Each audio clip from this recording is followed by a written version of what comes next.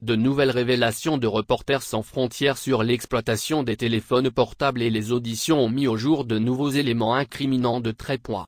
L'implication de l'entrepreneur Jean-Pierre Amougou Bellinga se fait de plus en plus sentir et l'étau se resserre autour du Sealkeeper Laurent So.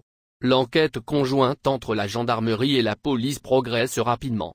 Et à ce rythme, cela marquera très probablement les 90 ans de Paul Biya lundi prochain. Au pouvoir depuis 1982, le président du Cameroun, qui a ordonné l'enquête, mesure certes l'ampleur de cette affaire Martinez Zogo, enlevé, tabassé et tué par un agent des renseignements le 17 janvier. Voilà qui a le potentiel de choquer la fin de son règne, et peut-être emporter l'un de ses plus fidèles compagnons. Comme l'a révélé RSF, une opération de répression inédite a visé plus de 20 membres de l'agence de renseignement camerounaise, la Direction générale de la recherche des affaires étrangères, DGRE, dont son patron, le redoutable Maxime Eko et son superviseur. Le directeur des opérations Justin Danoué, a conduit à l'arrestation de l'homme d'affaires Jean-Pierre Amougou Bellinga le 6 février.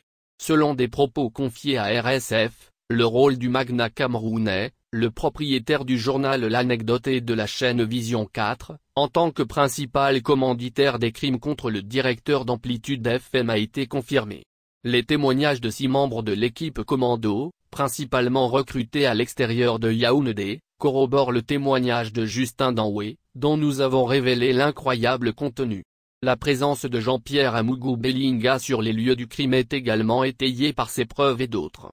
Les écoutes téléphoniques des suspects ont notamment permis de vérifier des appels passés entre Jean-Pierre Amougou Bellinga et Justin Danoué ainsi qu'un appel avec le garde des Sceaux Loresso dans la soirée du 17 janvier.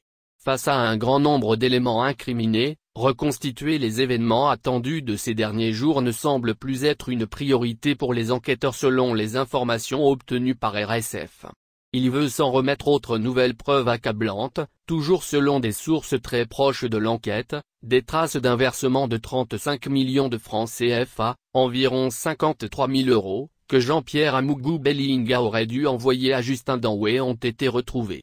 Ces fonds seront virés sur le compte du colonel Etunedi Enessowe, l'ancien commandant de la garde présidentielle et chef officieux de la sécurité privée de l'homme d'affaires qui est aussi beau-père. Le militaire à la retraite a été arrêté lundi tout comme le patron de la JP Amougou Bellinga, Bruno Bidjan. Ce dernier sera assez coopératif avec les enquêteurs. Une confrontation entre les deux hommes aura lieu jeudi. Ces 2 derniers jours, 2 témoignages faisant état de menaces de JP Amougou Bellinga ou son entourage pour Martinez Zogo a été recueilli.